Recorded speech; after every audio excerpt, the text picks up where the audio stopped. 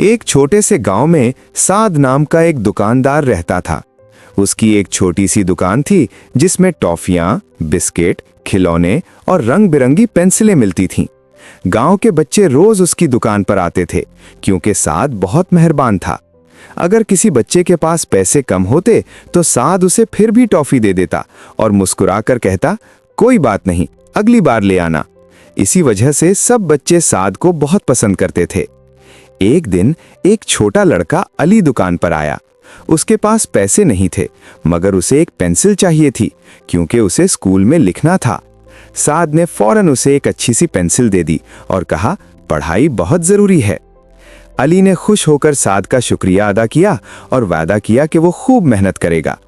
कुछ साल बाद अली बड़ा होकर उस्ताद बन गया। एक दिन वो साद की दुकान पर आया और बोला, आपकी मेहरबानी की वजह से मैं आज उस्ताद बना हूँ। साद ये सुनकर बहुत खुश हुआ।